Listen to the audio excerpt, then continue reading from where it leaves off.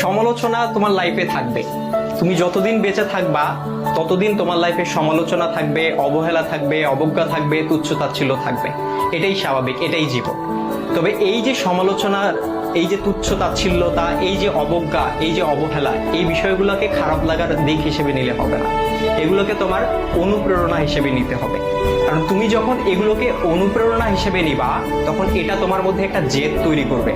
আর যেই জেদটা তোমাকে কঠোর পরিশ্রম করতে কি করবে ভাইয়া? অনুপ্রাণিত করবে।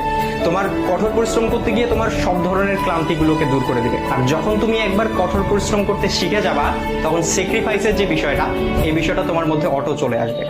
সুতরাং এই যে, আর সবকিছুর সাথে যদি বলো যে এই যে সমালোচনা, এই সমালোচনার পাশাপাশি জেদ, কঠোর পরিশ্রম, স্যাক্রিফাইস, আর এগুলোর সাথে যখন মেধার সংমিশ্রণ ঘটবে, তখনই তোমার স্বপ্নগুলো পূরণ হবে।